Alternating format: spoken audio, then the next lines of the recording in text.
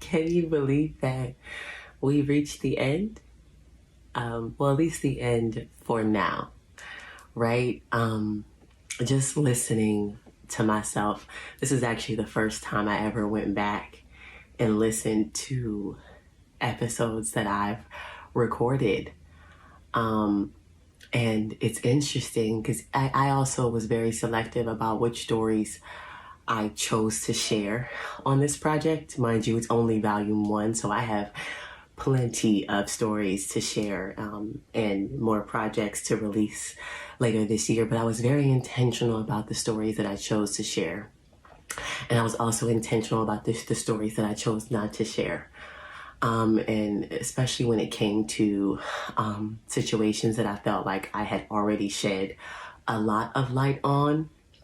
And so I wanted to use this project and this opportunity to talk about stories that I haven't shared, and that you may not know just looking at me, or even if you do know me, you don't know me, right? And so, but also there are some stories that no matter how many times I tell it, they're going to always be a part of me. And so as I look back on this project, I'm so proud. I'm surprised though by how honest and vulnerable I was. And I'll be honest in that so a lot of times when I'm real and honest, I mean, I try to be real and honest and raw, but I didn't think it was going to be like that. But it was a surprise in a good way.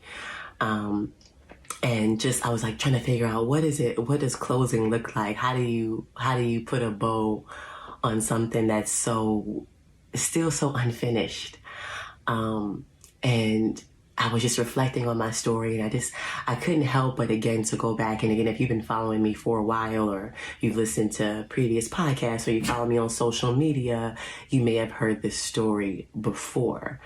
When I speak about a particular incident during my domestic violence relationship, involving my infamous white pantsuit. And so I won't tell it in great detail, but trying my very, very best to sum it up and being mindful of time. If you follow my story, you know me, one of the things that was very essential to me, and it was a common theme in all of my pageants, is the infamous white pantsuit. I just have this thing and this connection to all white, which is interesting because I can never keep it clean when I have it on. But I just think that all white just looks so good on brown skin. And so I made a point to wear a lot of white in my pageants, but specifically a white pantsuit. And so I had a particular pantsuit. It was an all white Calvin Klein pantsuit that I had scraped up my little dollars to get because I just loved how I looked and how I felt in it. And it made it even better that every pageant I wore it in, I won. And so it wasn't a pantsuit that I pulled out all the time, but it was something I considered to be lucky and something that was really special to me. And those who were close to me knew how much I loved this pantsuit, including my partner at that time. And so it was a particular incident where I was talking to somebody on the yard, which is like the courtyard on campus, and mind you, at that time, I talked to anybody and everybody about anything, child. And my partner at the time, he had seen me across the yard speaking to somebody who I guess from his perspective wasn't somebody who I should be talking to, or it made him feel a way. And so, or it was a trigger in some way. And so at that time, and during that time too, we did not live together, but we had access to each other's rooms. And so mind you, I didn't see him see me, and I didn't think anything of whatever was happening because it was nothing to think of it. Nonetheless, I ended up leaving class and going back to my dorm, and I was walking towards my door, and I know that how you got the elevator on your floor, and I'm walking towards my door, and I noticed people who are constantly stopping in front of my door specifically as they're walking down the hallway, and I'm just like, oh my gosh, what do my roommates, mind you, I'm like, what do my roommates have going on? Right? And so I get to I'm getting closer to my door, and I look on the ground. And y'all, on the ground, laid out, is my all-white Calvin Klein pantsuit.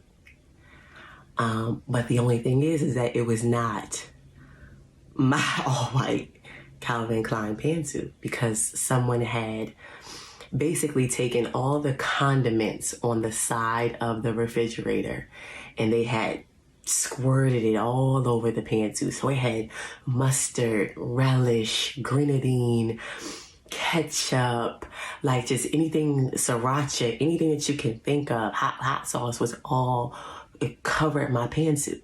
And even worse, they left it not in the hallway of my apartment, but in the hallway of like the actual main hallway where other people walk through. And when I tell y'all, when I saw that, mind you, I even had to run in my closet to make sure that it was, I couldn't fathom somebody doing something so mean and so hateful, especially at that time to me. And so I literally had, I was like, I had to run and make sure my pantsuit, I ran to the closet and it was my pantsuit. And so I was just like, oh my gosh, who did this? And I was so hurt and I was so upset. I confronted my roommates. They had no idea what I was talking about. And it wasn't before long that I realized it was my partner at the time, that he, out of anger, from whatever he saw or whoever he saw me talking to on the yard that day, he had did that before he went to work. And so when he came back from work, I confronted him about it, and, you know, just smooth and as calm as can be. He's like, yep, it was me, and this is why. And we ended up getting into what I call a scuffle. And granted, that was actually, it ended up being such a defining moment for me for so many reasons, but primarily because that was the very first time he actually put his hands on me. That was the very first time. And it was when it finally clicked here and here, because we all know sometimes when you're going through stuff, it has to click here in your head and it has to click in your heart. And it was like, when I realized, you know what, this is not what I thought it was. And unfortunately, I didn't leave then. And it ended up being the beginning of a decline, I'll be honest. But it was in that moment where I was like, oh no, maybe this relationship isn't what I thought it was going to be. But even more so, and I don't want to, again, because of, like, I've spoke about this several times and I don't want to take away from that story. But I do encourage you to listen to season 1, Broken Crayons, where I do share more about that story. But I want to spend this time in focusing primarily on the pantsuit. And particularly because, like, I want people might think, oh my gosh, it was just a pantsuit. But I want you to kind of get into the mind of get into that space of where I was at that time and just how near and dear that pantsuit was to me. And it wasn't just because I had scraped up my little coins to get it. And it wasn't because it looked good, because it did look good on me. And I did win in it. But I think what really, really connected me to the pantsuit and why I loved it so much is because of the way that I felt about me and about life when I had it on.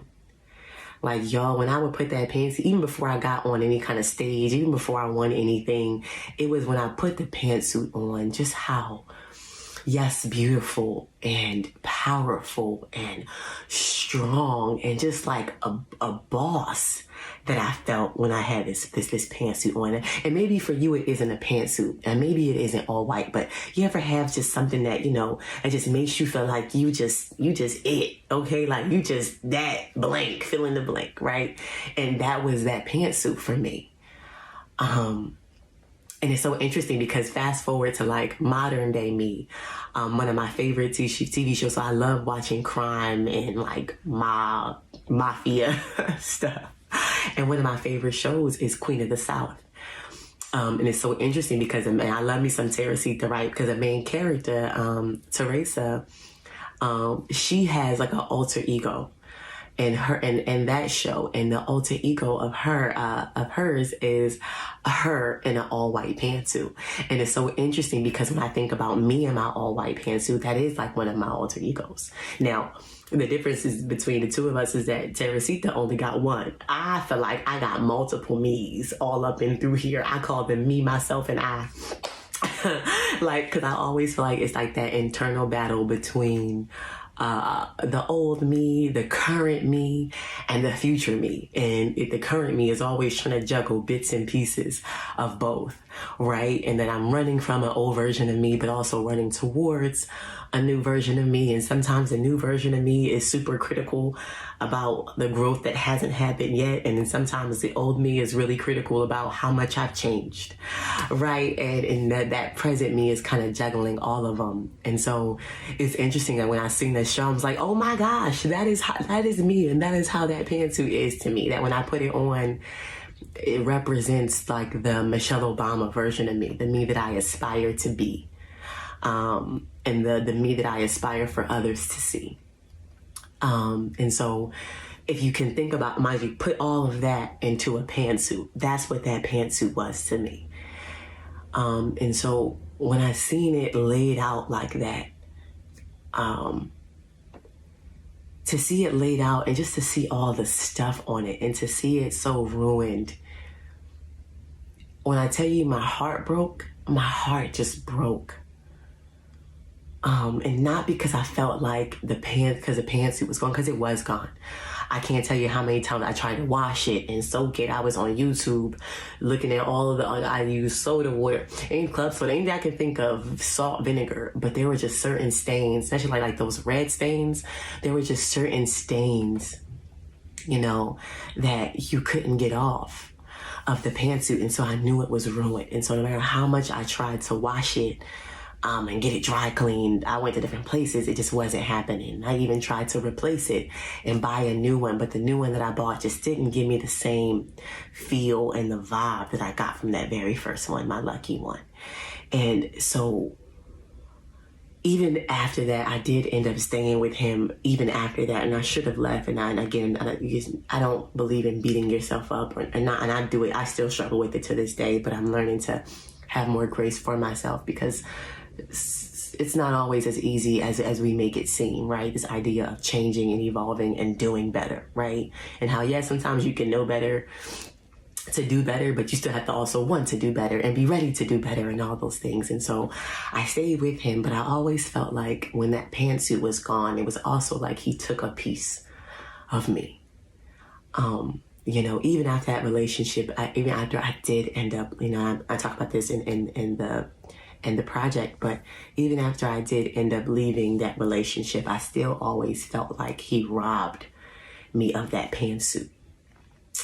But it's so interesting. And even like as I was doing this project and I was contemplating if I should put this on, like include this story, I was like, well, what's the point? And I'm like, is it really about the pantsuit, or is it about the perspective, right? The pantsuit versus the perspective. Remember how I said maybe for you it isn't an all-white pantsuit, but it's something, right? Whether that's tangible or intangible, but that represents, something that we felt maybe you've been robbed of, or that was stolen from you. And as I think about it in my journey, and I think, again, even being mindful of that, of sometimes we give people, like I think I mentioned it before, but sometimes we give people too much power.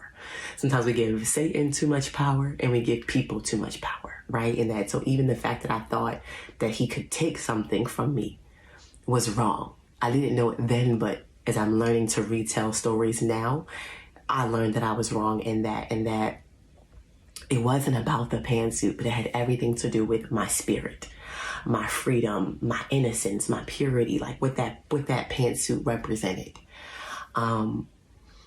It's even interesting now, and it's so funny. I was trying to do it the other day. I was trying to dance. I mentioned before about how I was a dancer.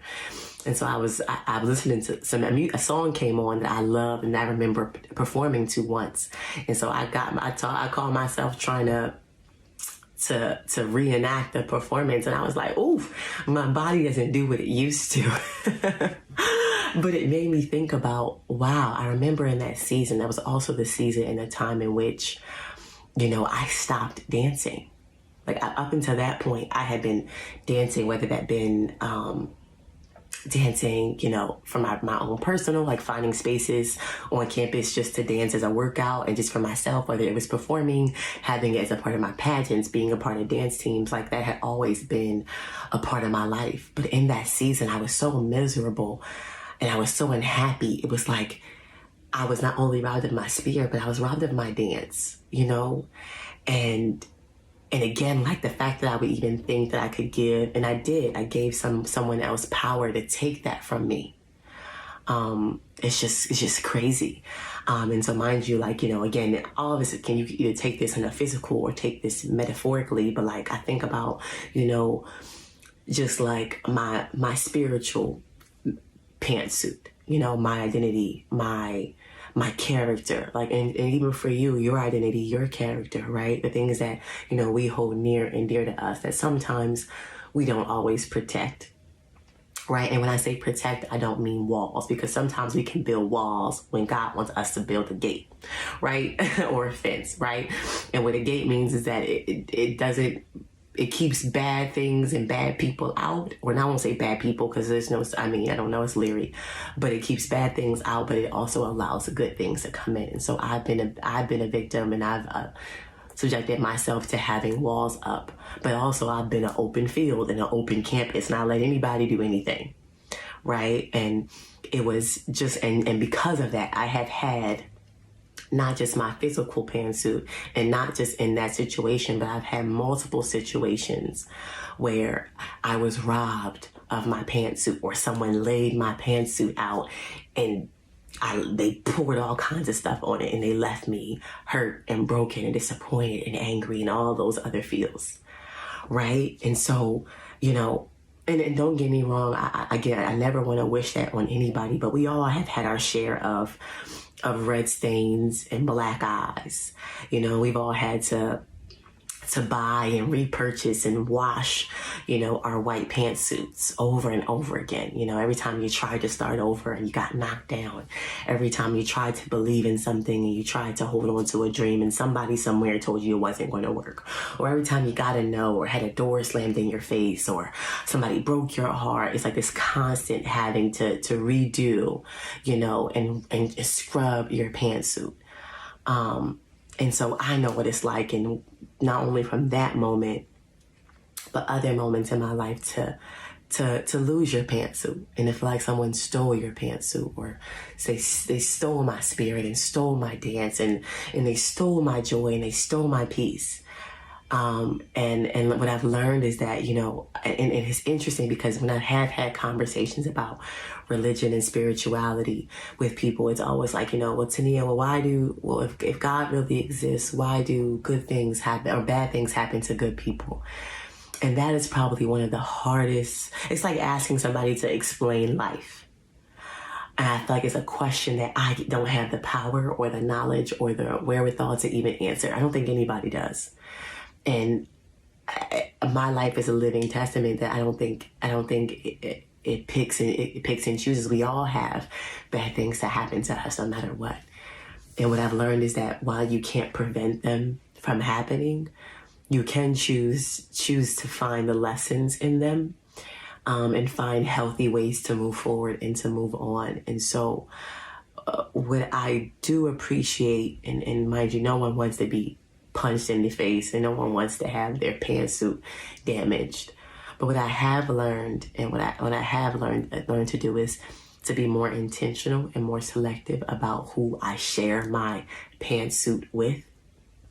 And so, because again, like, those kind of things don't happen as often when you're mindful about the character and the people who you have around your pantsuit. But also, I've learned, that while that's a physical thing, those things can easily be taken away and be destroyed and repurchased. It's like clothes, you can buy it and you could sell it, buy it, and buy it over again. But I've learned that my true pantsuit, which is my spirit, which is my character, which is who I am in the core, that no matter how hard other people try, it cannot be stolen. And it's not for sale.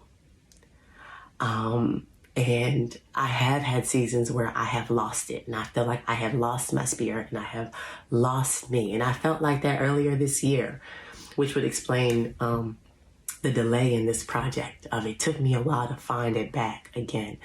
But what I love is that every time I do lose, because it happens, right? In order to find yourself, you got to lose yourself sometimes. And sometimes you're like, or, losing yourself in the service of others.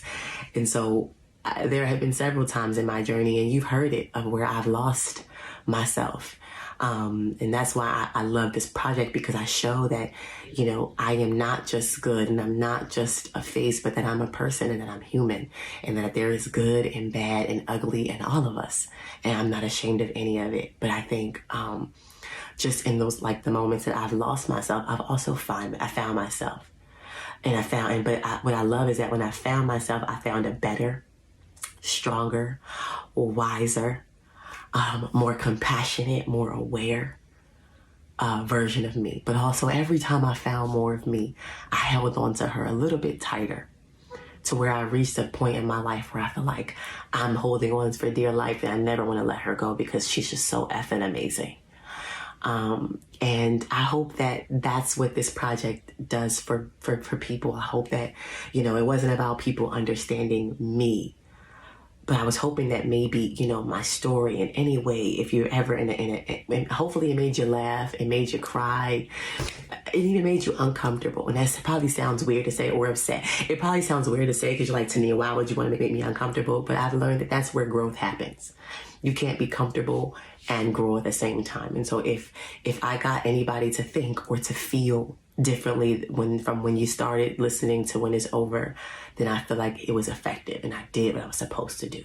And I hope that, it's not just tea for folks, but that it can inspire you in any way, and to show that, I don't care how low you think that life has brought you, or God has brought you, because sometimes he can bring you low to bring you up, right? And that's what it says, to bring you low to bring you up, or even the lows that you brought yourself to, right? Because we can happen to us.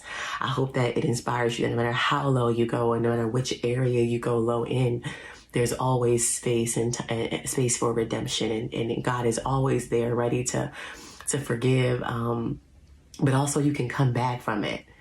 And so it's interesting, because there was a season in life where I loved white pantsuits, and now I feel like, wow, like I love black and white.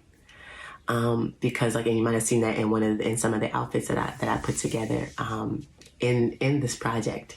And it was because as I was learning, and again, I'm not saying that, white is good and black is necessarily bad, but what I've learned and why black and white are so staple to the brand is that, there was a season in my life where I wanted to be either all white or all black, right? And so when I think about the old version of me, that girl was all black, always in mourning, always all black, always angry, always sad, always hurt.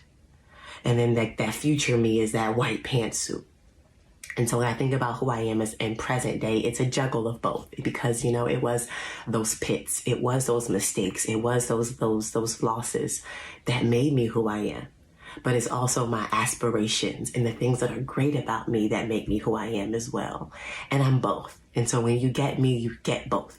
And that's what makes us all human. And I know, just like I am both white and black, and I am both this and that, and I am spiritual and I love God, but I'm also a gangster, and I'll drag you if you tip me. I am humble and I try to be humble, but I'm also confident and I believe in myself.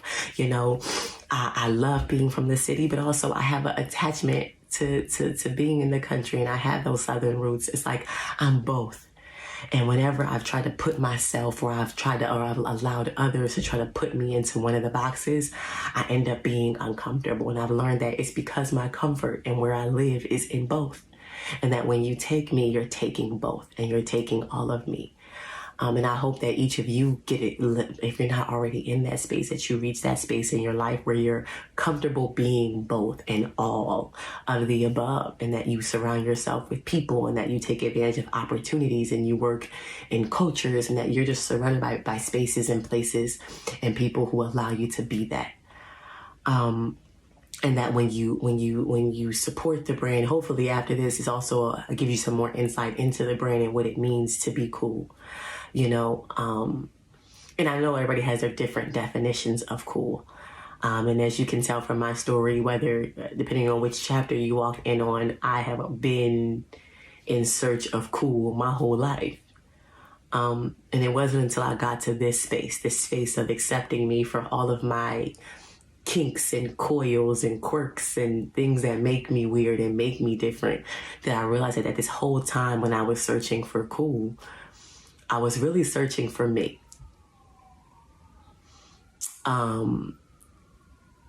And I hope, again, if my story does nothing for you, that it inspires you to don't be in search of anybody or anything else, but to be in search of you, and to trust that whatever God has for you is solely for you, and nobody or nothing can take that away. And when they try, please know that just how he pull up for me, he pulls up for you, and he will pull up for you. And so from the bottom of my heart, I want to say thank you. Thank you for supporting this project, for supporting me. And again, whatever chapter you walked in on, I am grateful and thankful to have you a part of it, because you were a part of my journey. Whether it was a good, whether you played a good role or a bad one, you were a part of my journey, and I appreciate you. But more importantly, I appreciate the support. Even as I think about who I was and where I've been in previous seasons, there was a time where I spent all of my energy and my effort focusing on the people who didn't support me, that I didn't give enough credit and show enough gratitude to those who did. And so while I can't go back and change that, what I can do is make a commitment and allow my actions to follow that moving forward. And so I want to say to each and every one of you, whether you are a day one, I always say whether you're a day one or one day, thank you. Thank you. And so for those who have asked, and just how you can support the brand, there's so many different ways. First and foremost, if you're not following me on the socials, please follow me at _the_cool_auntie, auntie with an IE, of course, right? And that's on all platforms. Make sure you know, and you talk back to me. I might follow you. Don't be dry now. Don't follow me and be dry. But follow me back. As I mentioned before, write me a letter. Go visit the website, write me a letter. And I would love to respond back to you. You can also subscribe to the podcast. So I have, as of from last year, we had 3 amazing seasons. So if you haven't already listened, make sure you subscribe. We're on Google, we're on YouTube, we're on Apple, we're on Spotify. So make sure you go and listen to those episodes and subscribe. You can also share it. Please share, like, comment. I want to know what you think. I want to know, it could be bad, it could be good. I want to hear from you. What happened? What are your thoughts? What do you think? And then, of course, lastly, there is branded merch available on our website. So if you haven't already, please go check out the Cool Company store and support the merch, and let everybody know that you are in search of your cool and that you support the brand. And yeah, just all that good stuff. But it has been one hell of a journey, and this has been one hell of a project. And it just got me all excited and ready for volume 2. And so again, from the bottom of my heart, thank you. I hope you enjoy it. And I can't wait for the next. I can't wait to see what God does. Can't wait to see what he does for you and what he does for me. Because I just feel like he's going to blow our minds. So until we talk again, as always, I love you. I love you so, so much. Call me back.